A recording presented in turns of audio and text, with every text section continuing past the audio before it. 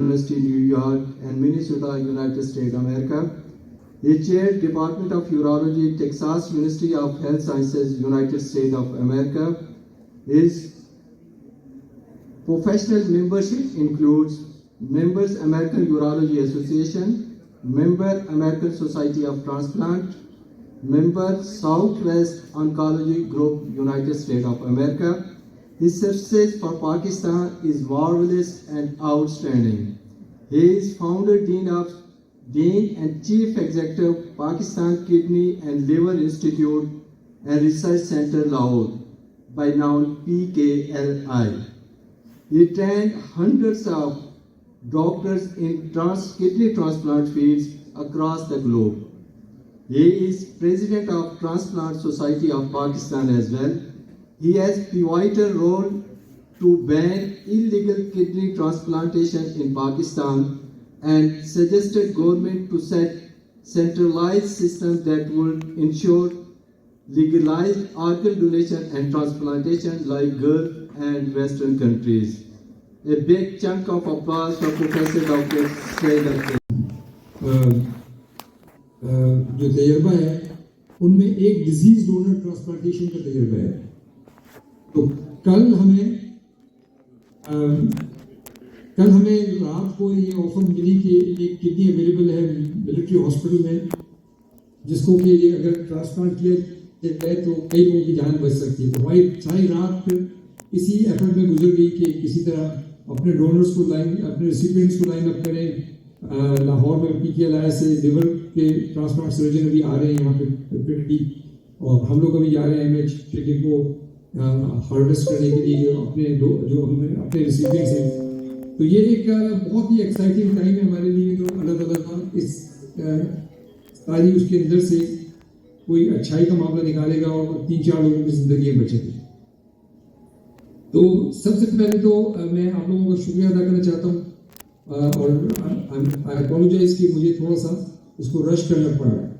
لیکن یہ بہت امپورٹنٹ چیز ہے کہ, اور خاص طور پہ میں اپنے ینگ بچوں سے مخاطب ہوں کہ ہماری فیلڈ میں جب ہم ڈاکٹر بنتے ہیں اور ایک پروفیشنل حلف اٹھاتے ہیں تو بہت ضروری ہے کہ پھر ہم جس چیز کے لیے ہم اپنے آپ کو کمٹ کیا ہے اس کمٹمنٹ کو پورا کریں.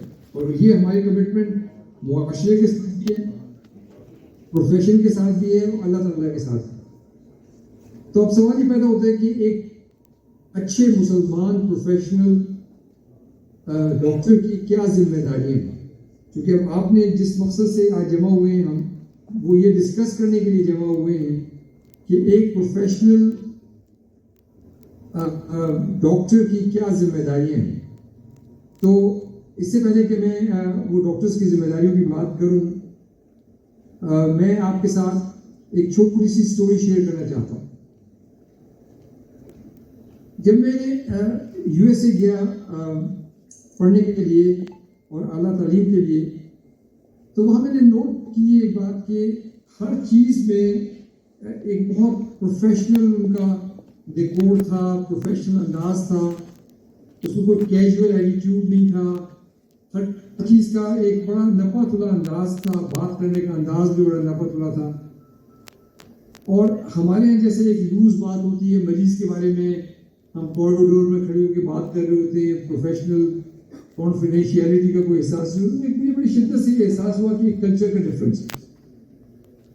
اور میں سمجھتا ہوں کہ ہمارے معاشرے میں جہاں کافی برائیاں ہیں وہاں بہت اچھائیاں بھی ہیں. اور ایک چیز میں جس میں میں سمجھتا ہوں کہ ہمارے جو فزیشینز ہیں جو پاکستان سے تعلق رکھتے ہیں اور انڈیا سے تعلق رکھتے ہیں, جو اس وقت زیادہ تر یورپی میں USA میں کام کر رہے ہیں, اور ان کی جو سکسیس کا راز وہ یہ ہے کہ ایک جب ہم یہاں سے جا کے باہر اسٹرگل کرتے ہیں تو بہت سی چیزیں ہماری ایسی ہوتی ہیں کہ ہمیں ایکسٹراڈنری ایفرٹ کرنی پڑتی ہے. لیکن دوسری چیز جو بہت امپورٹنٹ ہے اور آپ لوگوں کے لیے بہت ضروری ہے کہ ہمارے جو اخلاق ہیں اس ریجن کے, ہمارا جو کلچر ہے, ہمارا جو بڑوں کا ادب, چھوٹوں سے محبت, کوئی بڑا آ جائے تو کھڑے ہو جانا, اس کو آپ انڈر ایسٹیمیٹ نہ کریں. یہ آپ کے پاس ایک بہت بڑی اسٹرینتھ ہے جو آپ کے پاس موجود ہے. اور میں یہ سمجھتا ہوں کہ بہت سے ویسٹرنرز میں میں یہ دیکھتا تھا کہ اکثر جو گورے پیشنٹس ہیں وہ یہ ریکویسٹ کرتے تھے کہ جی مجھے دیکھیں گے وہ آ کے یا پاکستانیوں کو دیکھیں گے. تو میں جو چیز آپ کو بتانا چاہ رہا ہوں کہ ہمارے اندر جہاں بہت سارے مسائل ہیں وہاں بہت خوبیاں ہیں. اور ایک خوبی جو ہمیں اسلام سکھاتا ہے اور جو ہمیں ہمارا دین سکھاتا ہے وہ بہت اہم ہے, اور وہ ہے لوگوں کے ساتھ محبت سے, شفقت سے, پیار سے پیش آنا. اور یہ اس خوبی میں نے یہ دیکھا کہ ایک ریزن جو پاکستانی ڈاکٹرز یو کے اور یو ایس اے میں بہت زیادہ سکسیزفل ہیں وہ ان کا اخلاق کا اچھا ہونا ہے. اور بہت سے اکثر جو گورے مریض ہیں وہ پریفر کریں گے کہ وہ کسی گورے ڈاکٹر کے پاس نہ جائیں, وہ ایک پاکستانی ڈاکٹر کے پاس یا انڈین ڈاکٹر کے پاس جائیں. تو یہ جو ہمارا اخلاق, ہمارا کردار, اس کا جو اسٹرینتھ ہے جس کو میں ایسٹرن ویلیوز کہتا ہوں وہ بہت امپورٹنٹ ہے. تو اب ہمارے پاس یہ جو سوال پیدا ہوتا ہے کہ ایک اچھا ڈاکٹر, ایک اچھا پروفیشنل, اس کی کیا ڈیفینیشن. تو میں یہاں کو میں جو پہلی بات شروع کرتا ہوں وہ قرآن کو اپنا ریفرنس بناتا ہوں. اور دیکھیں قرآن کی جو پہلی آیت اتری اقرأ, پڑھ, ریڈ, گین نالج. اور جیسے جیسے آپ قرآن کو پڑھتے چلے جاتے ہیں آپ کے اوپر یہ باتیں ڈاؤن ہونی شروع ہوتی ہیں کہ قرآن آپ کو کانسٹنٹلی کہہ رہا ہے کہ سوچو, غور کرو, تفکر کرو, کائنات کو دیکھو, اپنے ارد گرد کو دیکھو. اور یہ بہت بدقسمتی کی بات ہے کہ ہمارے جو پریڈیسیسرز تھے, جو اسلام کے ٹارچ بیئرز تھے in the field of medicine, in the field of science, بڑے بڑے نام ہیں. اور میں اکثر ابو ریحان البیرونی کی اسٹوری اپنے بچوں کے ساتھ, اپنے اسٹوڈنٹس کے ساتھ شیئر کرتا ہوں. ابو ریحان البیرونی کی بہت بڑا میتھمیٹیشین تھا. تو جب اس کی, اور وہ اس کے پاس دنیا بھر سے اس کے شاگرد تھے, بہت بڑا اسٹرانومر تھا. تو اس کا ایک اور اسٹوڈنٹ تھا جس نے اپنی ایک فیلڈ میں اپنے آپ کو بہت نمایاں طور پہ ڈیولپ کیا. تو جب البیرونی اپنی ڈیتھ بیڈ پہ تھا تو کچھ غشی کے عالم میں تھا.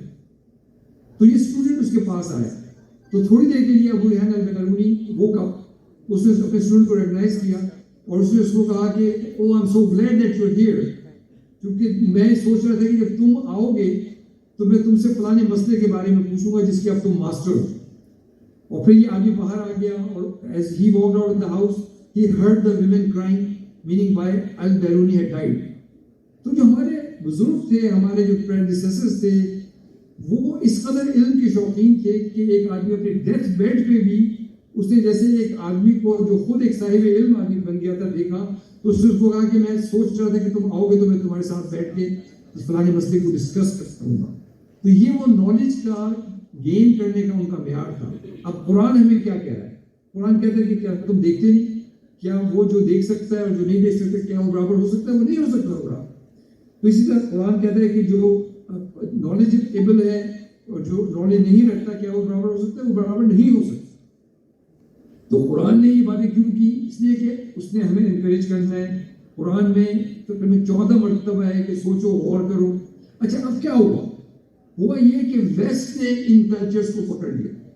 اب جب میں ییل یونیورسٹی گیا تو پہلی جو چیز جو مجھے شروع میں تو سمجھ میں نہیں آتی تھی کہ یہ باتیں کیا کرتے ہیں. میں جس سے بھی بات کر رہا ہوں وہ کہتے ہیں جی میں فلانے ڈی این اے کو ایکسپلور کر رہا ہوں, میں آر این اے پہ کام کر رہا ہوں, میں سائٹوپلازم کو دیکھ رہا ہوں, میں وہ سیل میمبرینز پہ کام کر رہا ہوں, میں ایچ آئی وی کے خلاف اینٹی باڈی بنانے کی کوشش کر رہا ہوں, میں کوئی ملیریا کے خلاف اینٹی باڈی.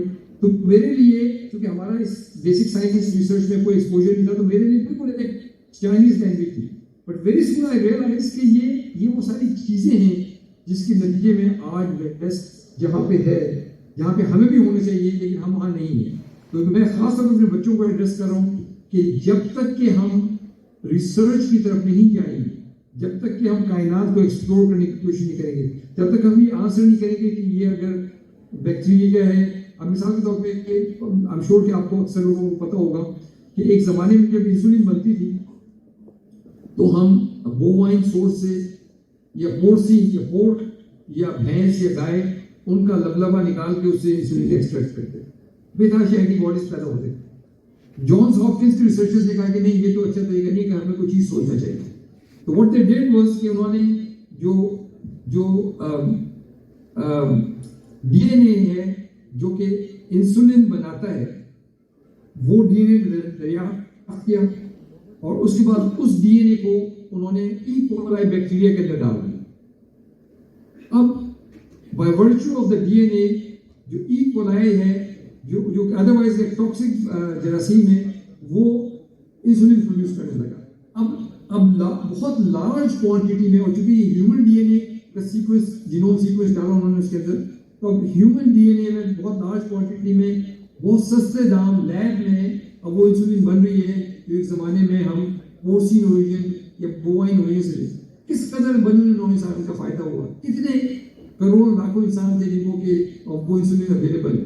اور ابھی اس کی مثال آپ کووڈ میں دیکھ لیں کہ through the research very early in the game they were able to develop the antibodies. تو میں سمجھتا ہوں کہ کیا یہ صرف ویسٹرنس کی ذمہ داری ہے کہ وہ کوئی نئی دریافت کو ڈرگ کو دریافت کریں؟ کیا یہ صرف ویسٹ کی ذمہ داری ہے کہ وہ کوئی نئی دوائی بنائیں؟ کیا یہ صرف ویسٹرن کی ذمہ داری ہے کہ وہ کوئی نئی گیجٹ بنائیں؟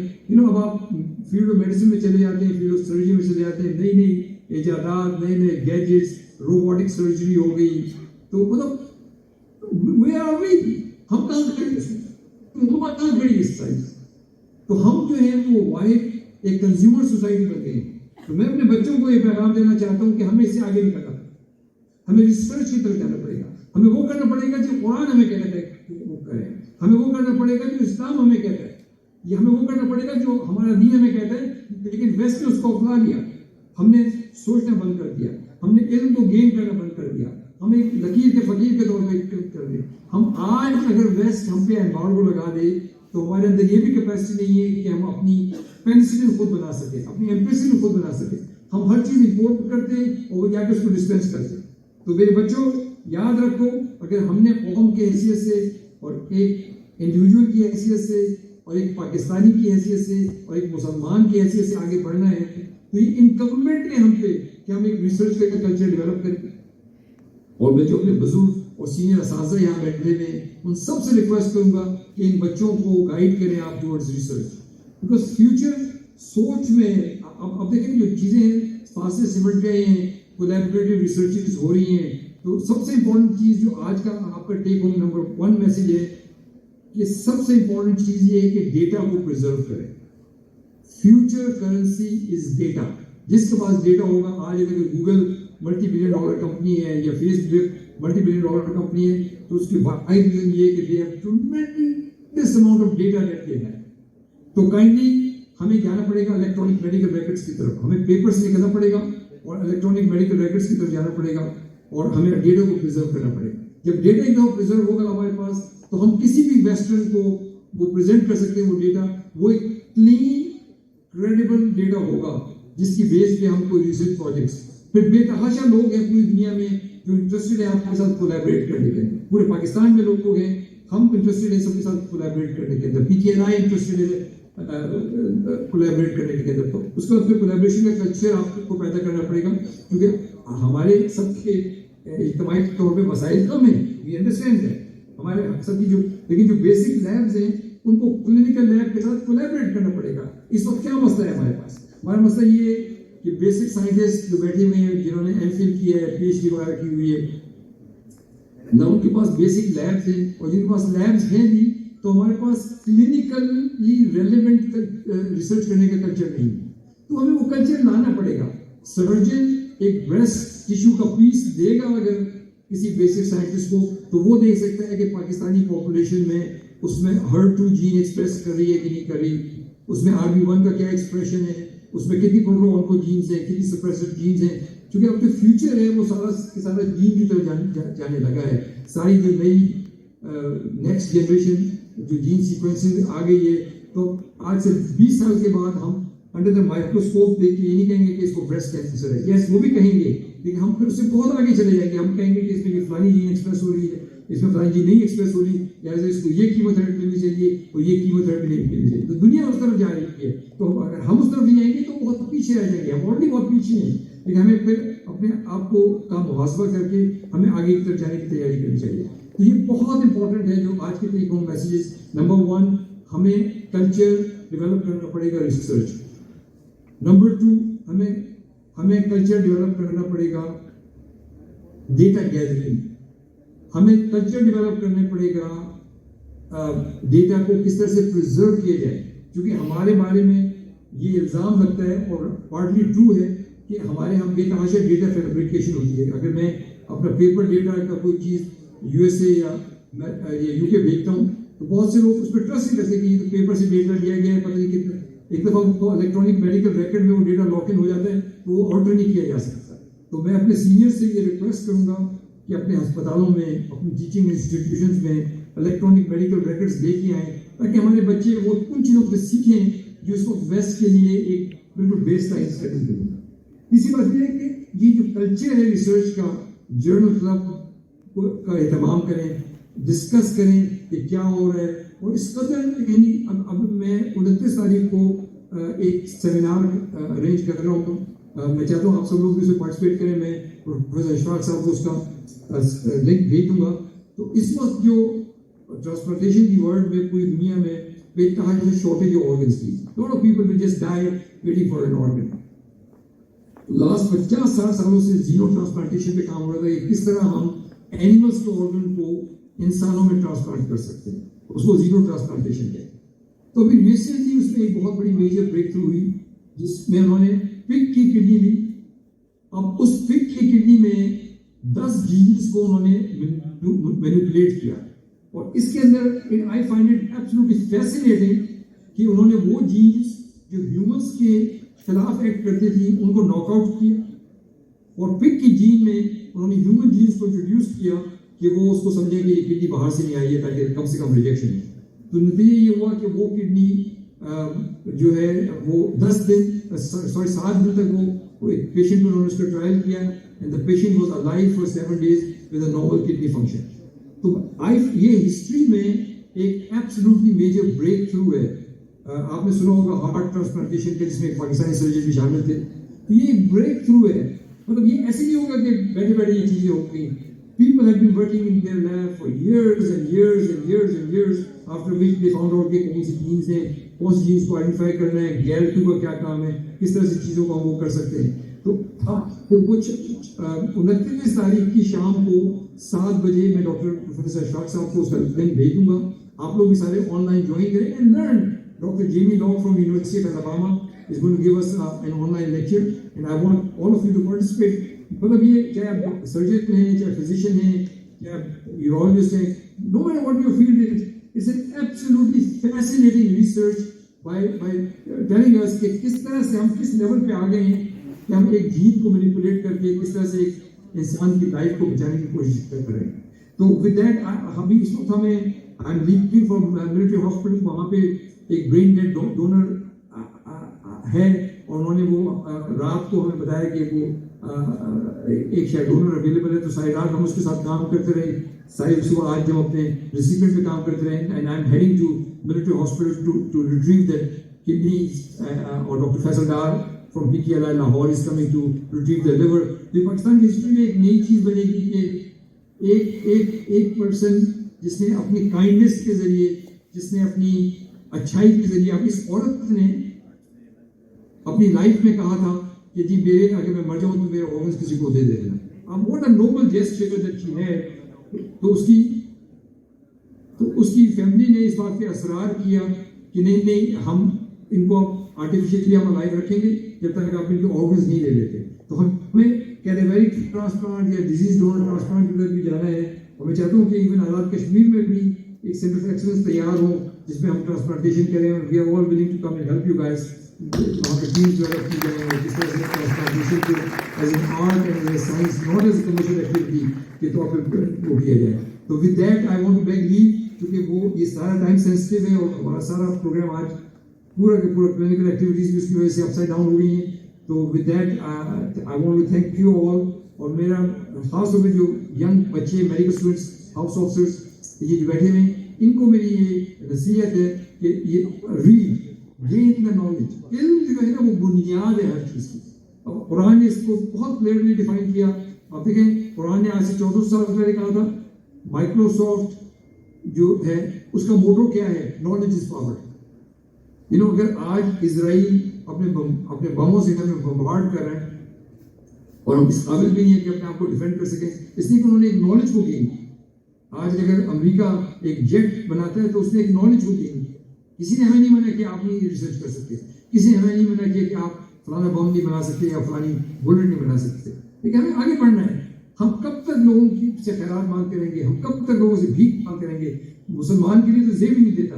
تو بچوں یاد رکھو, نالج تمہیں وہ ٹانگے دے گا جس کے اوپر تم کھڑے ہو گے, جس کے اوپر دنیا میں آنکھ میں آنکھیں ڈال کے بات کر سکو گے. ریسرچ کرو, اپنی ریسرچ کو پبلش کرو, لیکن اس لیے پبلش نہیں کرو کہ صرف ایک پیپر چھاپنا ہے. یہ دیکھو کہ چیزیں ایکسپلور کرو کہ کوئی نئی دوائی نکلے گی اس کے اندر سے, کوئی نئی اینٹی باڈی نکلے گی اس کے اندر سے. ہم خود ہیں, ہمیں خود سفیشینٹ ہونا چاہیے یہ اینٹی باڈیز بنانے میں اور میڈیکیشن بنانے میں اور گیجٹس بنانے میں. اور یہ ایک دن میں نہیں ہوگا, اوبیسلی یہ کلچر بنے گا تو یہ ہوگا, لیکن ہمیں کہیں تو شروع کرنا ہے.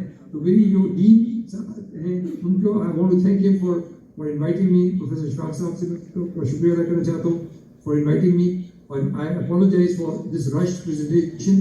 لیکن اس وقت ہم خود بہت ہی رش کی سچویشن میں ہیں, بیکاز یو نو وہ پیشنٹ آرٹیفیشل لائف سپورٹ پہ ہے. Any time patient can go hypertensive اور آرگن ضائع ہو جائیں گے, تو we need to leave now. تو with that I want to thank you all, اور ان شاء اللہ میری پرومس ہے کہ I want to come to you guys one day and talk, meet you all and talk to you face to face, تاکہ پھر میں اور زیادہ ڈیٹیل میں اور تفصیل سے بات کر سکوں. With that, Thank you so much, sir. Thank you so much, sir, for your valuable time, and I hope and all the hall hope soon you will visit Mirpur and we will carry on a kidney transplant under your kind supervision in Mirpur, Azad, Jammu and Kashmir. Thank you so much.